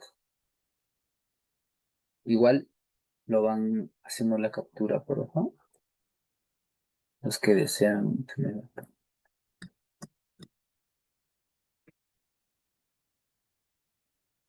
Falta de regulación. Que sí, como decíamos en la presentación, uno de los retos a nivel ATAN, no solo en países, es justamente la falta de regulación clara, ¿no? En el sector. Educación financiera, ¿sí? O sea, mucha gente aún es analfabeta financieramente hablando. No se entiende de muchos conceptos básicos como inflación, tasa de interés, inversión, ahorro, plan de inversión, presupuesto, ingreso, gastos, gestión de, no sé, de patrimonio, inversión en bolsa, cómo invertir o comprar o operar en Bitcoin, o cómo comprar bonos de tu país, por ejemplo, o no sé, o cómo invertir en el sector inmobiliario. O sea, hay mucho que trabajar en el sistema financiero, en el tema de educación financiera, ¿no? Entonces, si hay una oportunidad ahí, pues ¿por qué no podría empezar una plataforma, una marca personal, una marca comercial, donde justamente nuestro foco sea la educación financiera? Por ejemplo, en mi caso, desde mi marca personal, yo trabajo justamente en este sector, ¿no? Tratando de dar solución al tema de la educación financiera. Leyes y banca tradicional es el tema de regulación. Falta de competencia. Ujú, sí, también, pero como ahora el sector está creciendo y hay empresas fintech de otros países que están entrando, pues eso va a hacer que el sector siga creciendo. Tema de ciberseguridad, sí, sí. Eh, El tema de la seguridad, ciberseguridad, por ejemplo, es un tema muy importante también. Quizás a veces no estamos saltando, pero hay muchas fintechs que quizás han sufrido ataques de ciberseguridad y no lo han querido divulgar porque pues, es una, es una, no sé, es una marca mala para para tu empresa, ¿no? O sea, si tú ofrecías, no sé, que la empresa, su servicio era, no sé, inversión y dices que te han hackeado, pues la gente va a dejar de usar tu servicio, ¿no? Y por ende podrías quebrar en una. O sea, hay muchas empresas con ese temor, sufren ataques de ciberseguridad, pero no los muestran. Pero sí podemos conocer casos muy notorios de ciberseguridad en el mundo, ¿no? Sobre todo exchange, el tema de cripto, Bitcoin. Esto, cuando uno dice, ¿no? El exchange, no sé, eh, Bitfinex, por ejemplo, o FTX, que fueron plataformas, o MTGOX, que fueron plataformas o exchange de Bitcoin y criptos que han sido hackeados, eso no significa que la red Bitcoin, por ejemplo, ha sido vulnerada, sino que ha sido vulnerada es la seguridad de esta plataforma, de esta empresa, que es como un criptobanco que ofrece el servicio. Ellos han sido los que han sido hackeados, no la red Bitcoin. Mucha gente confunde, o sea, Bitcoin la han hackeado. No, a Bitcoin no se puede. No han hackeado el servicio de esta empresa, de este exchange que ofrece servicios que te permite comprar o operar con Bitcoin, ¿no? Y es un sector muy interesante también como profesional, ¿no? Como consultor o como emprendedor. Si tú conoces este tema y te especializas, pues, como sabemos que el sector fintech y al final la economía digital está que crece, pues van a requerir mucho tus servicios, ¿no? Si tú eres muy bueno en ese sector, por ejemplo. Ecosistemas poco maduros, sí, también es una realidad. Estamos en una etapa más de consolidación, ¿no? Como les decíamos. Falta integración o colaboración, y ya eso, pero creo que es menos. Hace 5 o 10 años sí era difícil, porque, o sea, los bancos que te iban a permitir ofrecer sus plataformas o querer colaborar contigo, que eras un emprendedor de 2, 3 personas ahí, jovencitos, que no sé, con no más de 1.000 soles, o $1.000, o $10.000, querer empezar un producto financiero, ¿no? O sea, los bancos que son de millones, que te iban a dar importancia. Pero hoy ya no es así, ¿no? Hoy sí hay más esta parte de integrar y colaborar y conectar, porque el mercado también, ya te pregunté. Falta de colaboración, impuestos. Bueno, el tema tributario a nivel LATAM siempre es un desafío, ¿no? O sea, en LATAM, por ejemplo, no hay ningún paraíso fiscal, ¿no? Pero sí, sí es, y el tema de informalidad también es un tema serio, ¿no? A nivel LATAM. Gobiernos no promueven, o sea, si no, sobre todo el gobierno sería no tener un marco regulatorio claro, ¿no? En el tema de fintech, justamente en el tema de cómo la tecnología podría empezar a usarse, ¿no? No solo en el tema financiero, sino en toda la economía, ¿no? Ahí sí, los gobiernos no están haciendo bien el trabajo, y etcétera. ¿Listo? A ver si lo capturan también, los que desean, antes de dejar de compartir. Igual, si alguien quiere comentar, pues nada más activa el micro y puede acotar en base a esta pregunta. Bueno, ahora sí, continuamos sin más preguntas. Ya hemos dado respuesta a esta pregunta, ¿no? Ahora sí, vamos a pasar a la parte práctica. Igual, acá está un poco los detalles. Vamos a dividir a los estudiantes. Acá somos 11. Entiendo que somos 10 9. Entonces, vamos a hacerlo en dos grupos, ¿ya? Para que no sea muchos grupos y también en la presentación que van a hacer después sea mucho más rápido. Entonces, por favor, el equipo Ciplatan lo divide a los estudiantes de forma aleatoria en, en dos grupos. Entiendo que son 10 o 9 estudiantes, entonces los dividirían por favor en dos grupos o van preparando la sala, ¿vale? Para que ya me avisa cuando esté listo, para que los podamos pasar a salas independientes y van a poder trabajar esta parte práctica de esta primera clase. ¿Ya? Entonces, a cada grupo se le va a asignar uno de estos servicios. ¿Ya? Como son dos grupos, vamos a elegir cuál de estos. ¿Ya? Puede ser, o pueden elegir cualquiera de estas, ¿ya? Estos dos grupos que se va a dividir. Pueden agarrar servicios financieros relacionados a pagos digitales o remesas, o préstamos y crédito, inversiones o seguros digitales, o Bitcoin y blockchain. Cualquiera de estos cuatro tipos de servicios financieros fintech pueden usar para que puedan dar análisis a esta parte práctica. ¿Y cuál es el trabajo que van a hacer? Más o menos van a tener 6 minutos para que puedan identificar una debilidad o fricción en ese servicio que han elegido en su país. O si son distintos países, pues en la región LATAM, etcétera. Ejemplo, largos tiempos de aprobación, digamos, cuando tú te registras en esa plataforma para, no sé, de préstamos o de inversión. Falta de crédito para pymes. Quizás en tu país ves eso, ¿no? Tarifas elevadas en remesas. Remesa es cuando te envían dinero de otros países, ¿no? A tu país, etcétera. Paso 2. Van a tener 5 minutos adicionales para que planteen una idea fintech, una propuesta, un proyecto, un emprendimiento, una startup que quieran lanzar, ¿no? ¿No? Una propuesta fintech que mejore ese servicio que han identificado como una problemática, como una debilidad, ¿no? Por ejemplo, no sé, ¿qué tecnología usarían en esa empresa que ustedes quisieran lanzar? ¿Qué modelo de negocio? ¿No? ¿Qué tipo de fintech, por ejemplo? Si en salud, en inversiones, en préstamos, en remesas, en cripto, en Bitcoin, en inmobiliario, etcétera. ¿Qué usuarios o a qué mercado objetivo estarían apuntando con su servicio? Bancarizados, no bancarizados, subbancarizados, pymes, emprendedores, familias o corporativo, institucionales, etcétera. Paso 3 y van a tener 3 minutos más para que puedan preparar una presentación de 2 minutos, no más de 2 minutos van a tener para poder exponer, para exponer al resto del grupo en plenaria. O sea, cuando regresemos a la sala como esta, los dos grupos van a tener entre 2, 3 minutos para que puedan un poquito explicarnos esta propuesta fintech que han podido idear en forma así, introductoria, ¿vale? Ya como han podido ver en la presentación del equipo fintech, del equipo Ciplatan, al final van así tener ya tiempo donde van a poder trabajar una propuesta mucho más madura, con todo lo aprendido durante todo el curso, ¿no? Pero acá, con estas preguntas, vamos sondeando, ¿vale?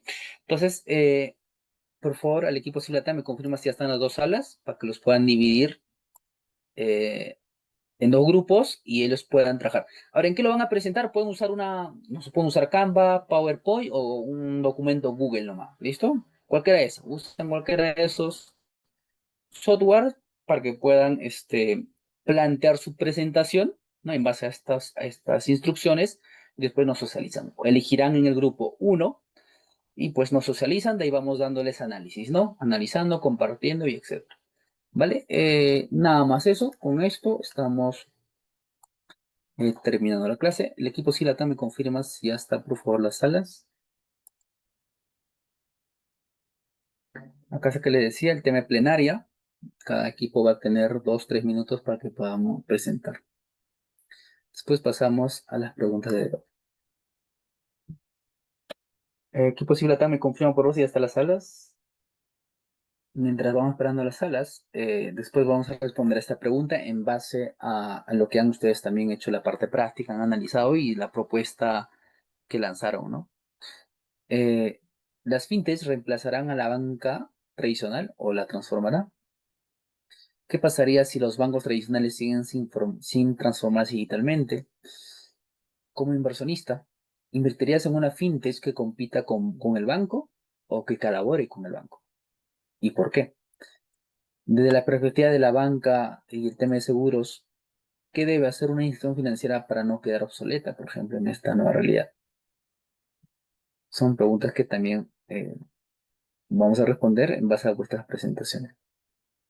A ver, el equipo Siblatam, por favor, ¿me confirma si ya están las salas? Si no, nos va a ganar el tiempo. Bueno, voy presentando los materiales al que van a poder acceder, ¿no?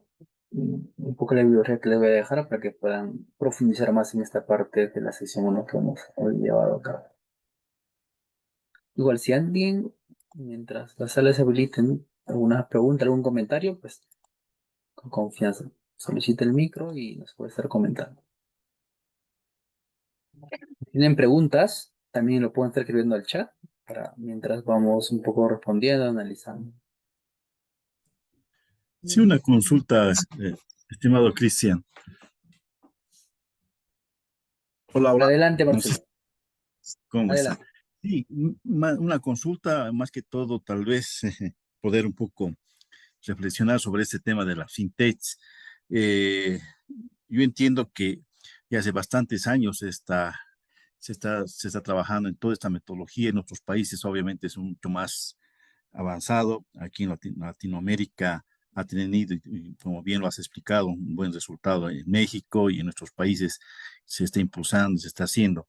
Eh, en alguna medida, de seguro, el sistema ha debido ver como una competencia directa en cuanto a la capacidad de innovación y de respuesta inmediata, pero también considero que lo ha visto como una oportunidad de mejorar en su servicio hacia los clientes, ¿no? De ahí el tema de la colaboración o el tema de poder interactuar con estas fintechs y y crear alianzas estratégicas, ¿no? Porque un banco, una entidad financiera, al tener bastante capacidad tecnológica y financiera, podría absorber, seguramente debe haber algunas fintechs, o poder tener la tecnología que una de ellas ha desarrollado y lo está haciendo. Pero creo que por el mismo dinamismo y por lo pesado que se ha vuelto las entidades financieras, no han podido responder de forma muy rápida y optaron en una medida en poder aliarse con estas fintechs, que no está mal, ¿no? Evidentemente es parte de hacer negocios y de dar un mejor servicio. No sé si está bien esa lectura que estoy tratando de entender en todo este tiempo que he estado viendo el tema de las fintechs y el sistema financiero. Gracias, Marcelo, por tu pregunta y tu comentario. Sí, mira, por ejemplo, yo quiero ponerles el caso ejemplo que ya les adelantaba el tema del BCP. Por ejemplo, el BCP, bueno, es el banco más grande de Perú, ¿ya? Y también está en Bolivia, por ejemplo, con BCP Bolivia. Es del grupo Intercorp, ¿no? Es como el grupo económico muy grande en la economía del país. Aparte de banco, está en el tema, en otros servicios también, o sea, tiene varias empresas. Pero entre esos está el banco BCP. El banco BCP ha sido el más grande, o sea, es el que tiene mayor cartera de clientes. Creo que está, no me recuerdo, pero entre 5 o 6 millones de clientes en Perú. Eh, Y ellos por siempre han sido, pues, ¿no? Como que la banca tradicional, que domina el mercado, etcétera. Y si hablábamos antes de la pandemia, justamente cuando esta revolución fintech estaba empezando, ¿no? Porque ya se ha visto en Estados Unidos, Europa, países desarrollados, ¿no? Y después, pues, también se quiere replicar en los mercados acá emergentes o medio desarrollo. Pues, ahí no había mucho de eso, ¿no? Y al inicio, como nos dicen también los reportes o la teoría, es que los bancos igual no tenían esa necesidad y ni tampoco la importancia y sobre todo ni el incentivo de poder colaborar o articular con esas startups en el sector fintech, ¿no? Porque quizás lo veían uno como competencia. O quizá no, o sea, le decían, no, pues no creo, ¿no? O sea, o no creían tampoco en esa disrupción que estaba significando los cambios en el sistema financiero global. Por ejemplo, con el inicio de Bitcoin, lo que estaba significando Bitcoin, el tema de cómo abordar, cómo dar soluciones a sectores como que a la población no bancarizada o subbancarizada, ¿no? Pero como la economía al final, o sea, el mercado no está sujeto pues a que una empresa o un sector diga en qué rumbo va, ¿no? Salvo que tú domines el mercado global, etcétera, pero no, el mercado al final está determinado por todos los jugadores, por todos los actores, distintos bancos, el tema de regulación, el tema de empresas extranjeras que van a entrar, el tema de las startups que se estén iniciando, eh, y el tema también de la regulación que esté teniendo el tema del Estado, y también la demanda del cliente, sobre todo las demandas del mercado. Si cada vez estamos usando un celular, la mayoría ya se puede conectar a Internet, casi muchas cosas está haciendo digitalmente. O sea, quieras o no, como banco, tienes que adaptarte, si no te quedas rezagado. Entonces, en esa urgencia, pues al final el sistema financiero también, o sea, los bancos tradicionales se vieron en la necesidad o quizá la obligación de tener que adaptarse. Bueno, yo no tengo la capacidad, quizá en mi equipo, que solo está pues para atenderte en ventanilla o atenderte por llamada telefónica, o los analistas que se dicen, explicarte, quizás no tengo el personal calificado para desarrollar una tecnología fintech, pues sí me puedo aliar con esos emprendedores o esos profesionales que están en el tema y saben, ¿no? Y hasta quizás son muy buenos, entonces quizás les jalo a mi empresa, a mi banco, y dentro de mi banco de un área, pues quizás ellos empiezan a desarrollar una propuesta fintech para el banco. Y eso hizo el BCP. En este último año lanzó dos proyectos fintech. Uno que se llama Criptococos, bueno, tiene otros más, pero eran más ligados igual al dólar, al tipo de cambio, al sol, préstamos, lo tradicional. Pero estos dos últimos me parecen mucho más interesantes porque han dado soluciones, o sea, han planteado productos financieros ligados a temas que quizás hace 5 o 10 o 15 años los veías imposible, ¿no? Que decían los bancos, no, Bitcoin es una estafa, que Bitcoin no sirve, que Bitcoin, etcétera. Pero hoy ya están dando uso y no solo en el Perú. O sea, en Estados Unidos, grandes bancos americanos te permiten ahora operar o invertir en Bitcoin. Entonces, ¿qué hizo el BCP? Entonces lanzó lo que se llama Criptococos. ¿Qué hizo? Contrató, se llama Lenin Tarrillo, creo que se llama, es un profesional peruano enfocado en el tema de Bitcoin y blockchain, ¿no? Entonces le contrataron a él para que se encargue de esa área, justamente que desarrolle estas propuestas, y lanzaron así Criptococos. Primero que tenían que hacer, como son instituciones financieras, no pueden lanzar pues como emprendedores así a la ciega, informalmente. Tienen que estar en el marco regulatorio. Como en Perú tampoco hay una ley fintech, entonces sí hay un sandbox regulatorio que justamente la SBS, que es la Superintendencia de Banca y Seguros del Perú, que legisla, controla y fiscaliza a las instituciones financieras y a empresas de seguros e inversiones en Perú. Entonces, como la SBS lanzó un sandbox regulatorio, entonces se enmarcaron en esa parte. Y recién pudieron lanzar este proyecto que se llama Cristococos. ¿Qué es este Cristococos? Es una propuesta donde el banco más grande del Perú y el primer banco a nivel latinoamericano, porque ninguno lo ha hecho en otros países, te va a permitir poder operar con Bitcoin directamente, poder comprar y vender Bitcoin a sus clientes, ¿no? En esta aplicación que es CryptoCocos. Por ahora es una plataforma. Ahorita no es accesible para todos porque hace poco recién lo lanzaron, sino está como delimitado, pasas un proceso de filtro para que vean si estás o no apto para que puedas probar el producto, ¿no? Y en base a eso, pues verán cuál es la experiencia, mejorarán, analizarán y etcétera. Y después cuando vean que sí va bien, pues lo lanzarán seguro para todo el mercado peruano y seguro también en su mercado que es en Bolivia. Y en Bolivia ya lanzaron un servicio que se llama una cuenta en USDT. O sea, en el BCP Bolivia tú puedes aperturarte una cuenta en USDT. ¿Qué es USDT? Es una criptomoneda estable. Es una cripto que su valor está anclada al dólar americano. O sea, un USDT es igual a un dólar americano. Como Bolivia tenía problemas de escasez de dólares, entonces sí podían comprar dólares digitales. Entonces, que dijeron, que lanzar este servicio. Vieron una oportunidad, lanzaron las cuentas en USDT. Y con esas cuentas, y como USDT es global, o sea, te pueden enviar y enviar dinero a cualquier parte del mundo, puedes hacer. Y si no me equivoco, pues también, bueno, los que son de Bolivia podrán quizás consultarlo mejor. Y en los negocios, hasta los mercados empezaron a aceptar, ¿no? Vieron una oportunidad y tenían que adaptarse. Entonces, ese primer proyecto en Perú es CryptoCocos, ¿no? Y hace poco te lanzaron que se llama uno Blockchain GIF. Bueno, yo dejé, voy a lanzar la pregunta en Mentimeter y ahí lo podamos compartir antes de cerrar la clase, ¿vale?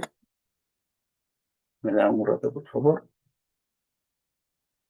Ya, esta es la pregunta. Este es el link. Ahí lo comentan, por favor. Nada, ya les estoy preguntando directamente qué propuesta fintech y en los sectores seguro, inversión, cripto, Bitcoin, préstamos puedan ustedes poder plantear en su país en base a las necesidades y las limitantes que han visto. Lo plantean ahí y después van a tener un minuto o dos para que puedan un poquito explicarlo, ¿vale? Por favor, respondan. Ahí ya les envié el link de Mentimeter. Si accedieron al link, ¿no? ¿Me confirman si está ok el link? ¿Me confirman, por favor?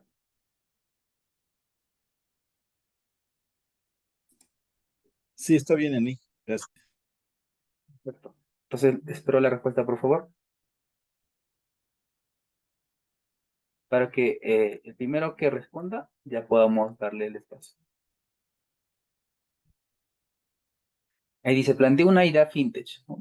Que mejore ese servicio que han visto limitantes, por ejemplo. Ok, ¿quién respondió, por favor, fintech logística aérea? Y hay una primera respuesta, lo que nos puede estar compartiendo ya. Yo.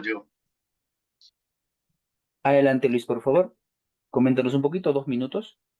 En estos momentos, con mi compañera que se encuentra acá, estamos trabajando una fintech de Colombia para Latinoamérica que se llama Aerocapital Fintech. Es un proyecto que se viene madurando con la Universidad de Salamanca, España. En estos momentos, hace 4 o 5 años, trabajamos en el sector de logística aérea y detectamos que la banca tradicional en estos momentos no entiende la aviación, no entiende la logística aérea y de entrada cierra la inclusión financiera para medianos y pequeños operadores de logística aérea. En estos momentos, desde Aerocapital Fintech, estamos tokenizando las horas de vuelo y los contratos de vuelo que ya están vendidos y están garantizados a través de pólizas y fiducias, haciendo un mercado secundario y por ende entrando a financiar horas de vuelo, factoring, carga y leasing, logrando un ecosistema 360 desde la operación de alquilar un vuelo, financiarlo, comprar la carga, entregarla y lo más importante, acortar el tiempo en los pagos. Dos, incluir el tema de criptofiat. Tres, el tema de los seguros. Cuatro, el tema de la banca tradicional. Y quinto, diversificar el mercado secundario, los tokens en estos momentos para que la gente, aparte de comprar las horas de vuelo tokenizadas o los contratos tokenizados, pues tenga unos contratos en estos momentos en mercados secundarios de compra y venta de libre albedrío, como lo llamamos acá. Entonces, en estos momentos, esa es la idea fintech en la cual estamos trabajando y aplica muchos de los retos que tú hablabas en clase, profe. Luis, perfecto. ¿Cuál era el nombre? Ya tienen un nombre, ¿no? Es una startup que ya está en proceso, entiendo. Sí, Ya es Aerocapital real. Aerocapital Fintech. Fintech. Aerocapital. ¿Tiene alguna web ya? Algo donde ya, digamos, como usuarios podemos revisar y un poquito ver los productos que Aún están no estamos lanzando, todavía. definiendo todo el mínimo producto viable. Sí tenemos todo el tema ya del brochure y demás y la plataforma cómo va a quedar, que te la puedo compartir luego al correo. Sí, si tiene el brochure, justamente podrían enviarlo al equipo sí, o al mío, al final se va a hacer el correo para poder compartirlo con todos los estudiantes, ¿no? Y quizás para una próxima Perfecto, sesión, como dices que hay muchos profesionales, podríamos hacerle un análisis. Y entiendo que para la perfecto. parte final también van a poder plantear esta propuesta. Genial. Otra pregunta que yo escuché y me pareció bacán es tokenización. ¿Cómo están haciendo realidad esta? O sea, ¿ya lo tienen más o menos cómo van a hacer esta parte? Y claro, es Y si que nos explicas iniciar, también un poquito qué es tokenizar, para que el resto también pueda entenderlo. exacto, hagamos un símil rápido. Todo el mundo conoce en este momento la construcción. En la construcción algo que llaman derechos fiduciarios.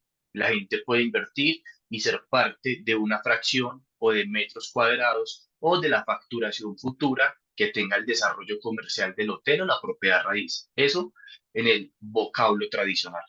Cuando nos metemos al mundo de la blockchain o al mundo cripto, tokenizar es dividir en diferentes partes algo que tiene un valor tangible en la vida real y en esas subdivisiones sacarle un precio. En este caso, si un contrato tiene 100 horas de vuelo y cada hora de vuelo cuesta $2.000, tengo un paquete que vale $200.000. Esos $200.000 yo los puedo dividir en la cantidad que yo desee o que yo requiere sacar el token o sacar token que valgan en estos momentos $100 y llego a buscar 2.000 personas que inviertan los $100. Correcto. ¿Esta gente qué va a ganar? Como están invirtiendo en este momento sobre la facturación ya vendida de una compañía, hay algo que se llaman las tasas de split o los descuentos. Van a tener unos descuentos que van efectivo mes del 1 al 3%. Anual sería más o menos del 18 al 30% porque varía del tipo de contratos.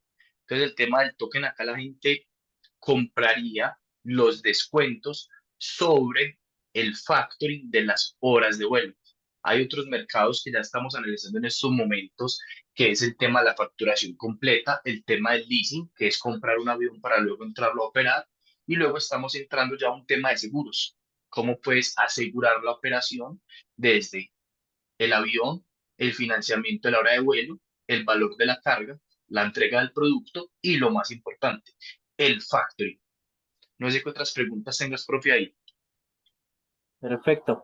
Gracias, Luis. Como le decía, envíanos el brochure. Lo vamos a revisar en una próxima sesión. Ya lo vamos dando más análisis. Así que gracias por tu Perfecto. participación. Y el tema de tokenización, si igual en una próxima estaremos dándole más profundidad teórica quizá. Y dado que hay un caso ya práctico acá con el equipo de Colombia, pues nos puedan explicar un poco más. En la siguiente revolución, en el tema financiero, donde justamente fusiones de los activos tradicionales, como ya explicaba Luis, con el tema cripto y blockchain, que nació con Bitcoin, ahí está la tokenización. Y ahí Ahorita hay no una recuerdo oportunidad qué para pregunta hizo el compañero y perdón, profe. Perdón, creo que vi la pregunta ahorita que decía que si era mejor invertir ¿Dónde? en una idea fintech o invertir en estos momentos en emprendimientos que estén trabajando de la mano con la banca tradicional. Creo que era una de las preguntas que aparecía en la presentación 18 y hay algo que hay que tener en cuenta sin importar el país a nivel mundial y no sectorizándolo en la TAM, de que sí o sí, a la vuelta de 5 años, los bancos tradicionales se tienen por obligación que ir adaptando y mover al ecosistema fintech y a la tecnología blockchain de una u otra manera, debido a que con la entrada de la inteligencia artificial y que todo el mundo utiliza en estos momentos un celular, la gente no quiere hacer filas, la gente no quiere demorarse más de una hora en la llamada, la gente no quiere más de 3 minutos, perdón, más de un minuto en un registro. Entonces, sí o sí, todo este tipo de ecosistemas, y llamémoslos neobancos, nueva hora, nueva era, cripto, blockchain, tokenización, cripto fiat, criptodivisas, sí o sí los bancos tradicionales, tarde que temprano les va a tocar adaptarse. Y dos, los jóvenes de los 18 a los 25 años, que son los que están liderando esos grandes cambios, le están impulsando de una u otra manera a que la gente de forma obligatoria, oiga, obligatoria, utilice en estos momentos las eras virtuales. Hay dos ejemplos muy puntuales. Uno, La gente antes de pandemia le encantaba el efectivo. Después de pandemia, en gran parte del mundo dejaron de recibir efectivo por miedo a la contaminación. Y dos, la gente primero andaba con efectivo, pero a partir del 2002-2003 obligaban a la gente que utilizara tarjeta de crédito. Y la gente se asustaba que porque no tenía su dinero en efectivo, simplemente era una tarjeta de crédito donde estaba tu dinero. Y cuando entras a un banco, a tu APP, tú simplemente ves diferentes números. Tú no vas a ver tu valor fiat real. Si en estos momentos vamos a retirar más del 10% de las cuentas de ahorro de los bancos se quiebran. Entonces, sí o sí la ¿no? gente tiene que más adelante ir educándose en el mundo financiero y dos, tanto la banca tradicional y los gobiernos tienen que ir adaptándose, porque si no vamos buscando los mercados secundarios, los mercados negros y haciendo una doble economía. Cierro ahí con ese hincapié, profe. Gracias, Luis, por tu participación. Es bueno y gracias por ese punto de inflexión también que tuviste en intervención. O sea, la idea de la clase es que sea así participativa y gracias por esa iniciativa, Luis. Mira, ustedes que están con este tema, yo les recomiendo un poquito sigan este perfil que se llama Lenin Tarrío. Él es encargado del banco más grande del Perú, es el BCP, justamente el que le decía que está detrás de proyectos como CryptoCocos, que están dándole uso a Bitcoin y la blockchain en soluciones que el banco está teniendo. Y también de Blockchain Gips, que justamente están tokenizando ellos también. O sea, van a poder tokenizar dinero fiat con un token independiente que el banco va a lanzar. Entonces, acá justo él comentó, ¿no? Acá tiene un post donde justamente ya mostró justamente las primeras operaciones que hicieron soles con Bitcoin y el proyecto. Entonces, un perfil que a usted específicamente le recomiendo, pueden seguir su perfil, no sé, hasta contactarse, ¿no? De la experiencia que lo están teniendo en el Banco de Crédito del Perú. Bueno, Perfecto, pasamos, profe, gracias. listo, pasamos a la siguiente, periódico independiente. Por favor, ¿quién planteó la propuesta? Que nos comente un Buenas poco más. noches. Buenas noches, ¿me escucha? Soy yo, Uciel. Usted, sí, adelante, por favor. Bueno, yo aún no pertenezco de lleno al mundo laboral, a pesar de hecho mis prácticas. Soy de Perú, estoy en ingeniería económica. Más o menos es una idea que está flotando en mi cabeza ya hace aproximadamente un año, inspirado en Ground News, ¿no? Que es los que patrocinan a algunos canales de YouTube de política, ¿no? También inspirado también en el IFPS de la blockchain, ¿no? Básicamente sería hacer una gran red en blockchain donde las personas publiquen las noticias y tendrían el rol de editores, ¿no? Y otras personas, los usuarios, tendríamos el rol de lectores o comentar, así como se hace en Twitter ahora. El único sería que habría un sistema de recompensas en base a puntuaciones. Y así de paso se haría una filtración de noticias reales y noticias falsas, ¿no? ¿Y por qué periódico independiente? Porque como todos podrían publicar, sería realmente una red donde estén todos todos los, bueno, justamente esto, ¿no? Todas las noticias, ¿no? Es una idea que no tengo del todo clara, pero más o menos es lo que está flotando en mi mente ya un buen tiempo, ¿no? Hacer como tal verdadero periódico independiente, disculpe. Su micro está desactivo, disculpe. Gracias, Ezequiel. Estaba con el micro desactivado, gracias. Una pregunta.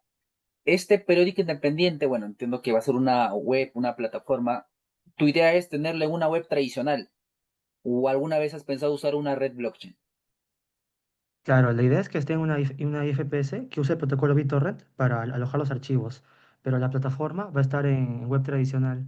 De hecho, una idea que tenía es que no sé si entra, ajá, no sé si una vez entraba a la web de Kaspersky, en la que sale el mapa, ¿no? Con todos los ataques, ¿no? La idea sería que también haya un mapa así con la red y que muestre, y que muestre, bueno, los puntos, ¿no? Desde donde hay más noticias, así como puntos calientes. Mm. Eso también sería Sí, un... sí, como un mapa, ¿no? Como ese mapa que te mide dónde está el tema. Ah, ok, ahora sí le escuché bien. Yo no había escuchado justamente esa parte que sí lo piensas hacer una web 3. Mira, ustedes sí pueden revisar un poco. Nosotros hemos pasado por la internet, la web uno entre, no sé, los 60 los 90 web 2 entre los 90 al 2005 y web 3 que justamente con el inicio de Bitcoin y blockchain. Web 3 es justamente esto, ¿no? Usar blockchain, las redes descentralizadas. Y justamente algo así como esta, hay una red social que se llama Noster, y que es como la fusión de Twitter y Instagram.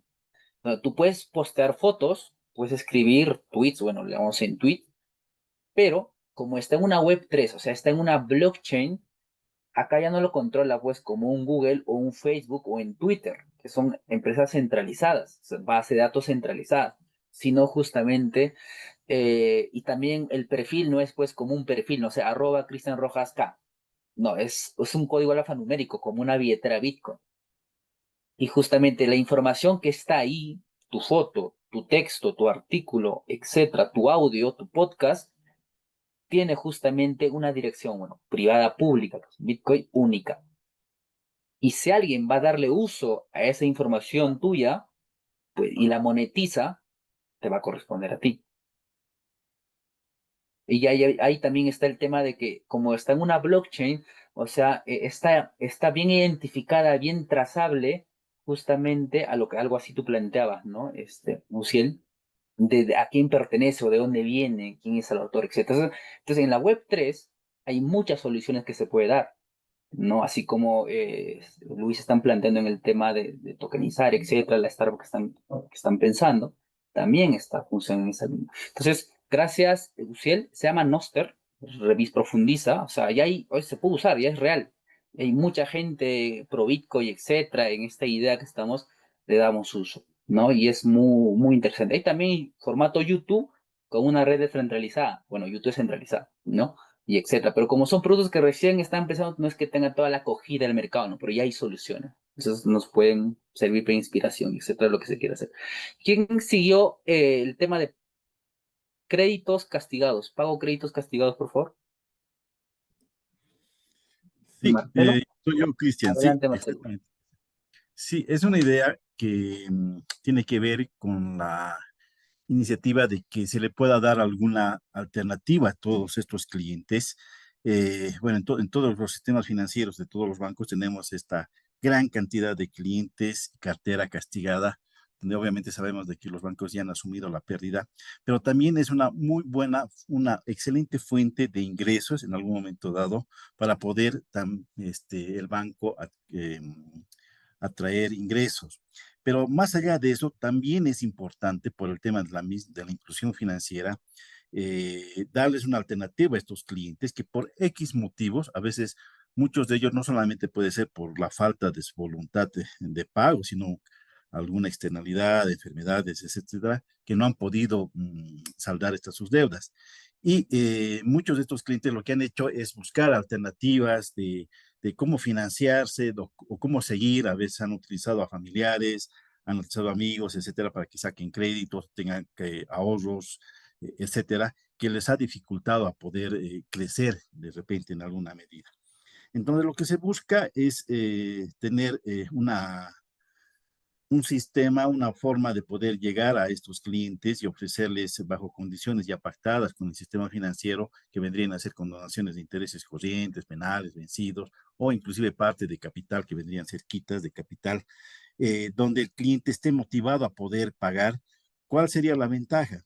Uno, de que pueda entrar a ese sistema, decir, miren, yo tengo esta, esta propuesta de poder llegar a estos pagos, siempre y cuando ustedes ya en el mismo sistema estaría algunas alternativas de pago, de condonaciones y demás.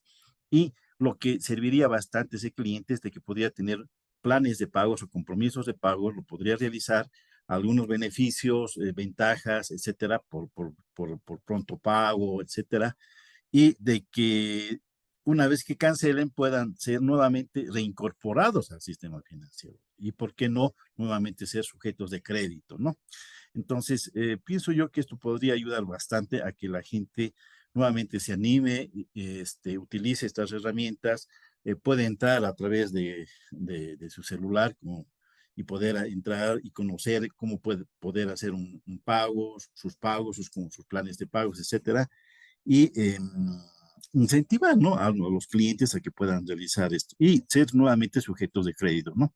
Es una idea que estoy dándole vueltas, pero me gustaría trabajar en ese sentido. Hola, Cristian, tu micrófono está apagado. Gracias, Marcelo. Decía, gracias por tu participación, Marcelo. Decía, por ejemplo, yo sigo una cuenta en TikTok que es de una fintech mexicana que está relacionada a este tipo de servicio. Bueno, no sé tanto si son a créditos vencidos o morosos, pero sí como que te pueden comprar el préstamo, el crédito o te dan soluciones interesantes, ¿no? Entonces, es una propuesta muy interesante porque el nivel de morosidad que casi todos los países que lo Latam es alto, ¿no? Por ciertas razones. O sea, si tú planteas ahí una propuesta interesante, pues podría haber una buena oportunidad. Gracias, Marcelo, por tu participación. Pasamos a la parte final, que sería, a ver, reincorporar al CISFIMA. A ver si me lo lee, por favor, no lo estoy leyendo bien. ¿Quién participó o redactó esa respuesta? Y yo fui, Cristian, yo lo puse como segunda palabra, la idea de esto era Bueno. reincorporar al sistema financiero a los clientes castigados, sí. Ah, vale, vale, vale. Gracias, gracias, Marcelo. Gracias. Listo. Si no hay nadie más, entiendo, igual estamos justo al tiempo. Paramos acá con estos casos un poco prácticos de análisis. La idea era hacerlo en las salas, pero para la próxima lo estaremos un poco profundizando. Lo van pensando igual. Ya tienen igual el PDF, los vamos a compartir al grupo o a sus perfiles. El equipo Cislatan les va a estar enviando seguro. Pero ya para estar cerrando esta primera clase, voy a ver, cerrar con la parte final. Ya hemos podido un poquito darle el análisis, un poco casos prácticos en base a estas oportunidades que estamos viendo en el mercado del sector fintech, o en base a las problemáticas que estamos queriendo solucionar, ¿no? En el mercado de nuestros países. Por ejemplo, otra que yo deseo, por ejemplo, a lo que quería acotar al comentario de nuestro compañero Luciel, que nos comentaba de periodismo independiente. Ustedes deben estar al tanto del caso Wikileaks, ¿no? Sí, deben estar al tanto. Por ejemplo, el primer ataque que le hicieron a Wikileaks fue pues cortarle las donaciones. O sea, le dijeron a Visa, PayPal o Mastercard que ya no acepten a esas cuentas. Pero después que tuvo que usar, usó Bitcoin. Entonces ya no lo podían hacer. O sea, ya no lo podían restringir la financiación. Y dices, oye, si tenemos herramientas justamente donde si queremos hacer cosas interesantes, quizás no le gusta el sistema, el statu quo o incomoda a ciertos sectores, hay herramientas y tecnologías que justamente nos pueden dar ciertas ventajas o ciertas oportunidades donde ya quizá no seamos fácilmente censurados, ¿no? Y etcétera. Bueno, hay un libro que yo les recomiendo, los que ya entiendan o recién quieran profundizar en el tema de Bitcoin, el tema de tokenización, blockchain, que es esta tecnología que está abriendo a muchas más cosas. Hay un libro que se llama El Patrón Bitcoin, escrito por un economista austríaco, ya es muy, muy entendible y te explica Bitcoin no solo es una parte técnica, no mete mucha parte técnica, sino es más desde lo fundamento económico, del dinero, la economía, etcétera, la realidad social y política. Entonces te hace entender mucho mejor lo que es Bitcoin. Y él le llama el patrón Bitcoin, así como el patrón oro, patrón Bitcoin. Pueden leerlo hasta el capítulo 7, léanlo, no es muy extenso y para la siguiente un poquito vamos disertando antes de entrar a la clase para poder darle un poco de análisis y contextualización, ¿vale? Sería como una tarea pendiente para la siguiente sesión. Igual se les va a enviar el libro, búsquenlo en internet y ya les sale. Igual les trae enviando el equipo si la estoy seguro. Bueno, ahí están los materiales también que recomiendo para que se profundice en esta parte introductoria del ecosistema fintech. Ahí el informe de Fintech América Latina y el Caribe del BID, también así lo pueden buscar. El Fintech Radar Perú, o pueden buscar el Fintech Radar Colombia, Fintech Radar Perú, Radar Chile o México, y específicamente de su país, les va a analizar cómo está el ecosistema fintech en su país, ¿vale? Otro que les recomiendo, otro informe es Blockchain Latam Report 2028 de Sherlock Communication, que también te analiza cómo es el ecosistema blockchain, cripto, Bitcoin en Latinoamérica. ¿Vale? Para que te entabres todo ese tema, soluciones que da tokenización, smart contracts, DeFi, finanzas descentralizadas, y etc. Y el patrón Bitcoin que ya les dije, el libro, El triunfo del dinero, es un libro netamente economía y finanzas, dinero, pero vas a entender la historia financiera, o sea, la historia financiera del mundo, la historia del dinero real, o sea, de la finanza y la economía, de una forma muy interesante o sea, te va a hacer entender muchas cosas reales, cómo funciona la economía y las finanzas. Y también si quieren profundizar y conocer un poquito más el contenido que también yo divulgo y etcétera, pues, mi canal de YouTube es esa, Cristian Rojas K. Y acá está mi correo. Bueno, a ver si Luis ahí nos puedas enviar el trucho, ¿ya? Supongo también así, Platán, para poder compartir con el resto Dale de que los en breve lo compañeros. envío, profe. Gracias. Igual están mis redes sociales, también Si desean ahí para poder seguir estando en contacto y WhatsApp de consultas, cualquier cosa, con confianza. Ahí pueden escribirnos también, pueden escribirme y vamos a ir interactuando. Recuerden que yo les acompaño en los dos primeros módulos, que son más o menos 6 clases, y en ese entonces, pues con confianza, consulta dudas, algo que queramos que en una próxima clase podamos tocar o considerar, recomendaciones, háganlo llegar con confianza. Bueno, cerramos acá.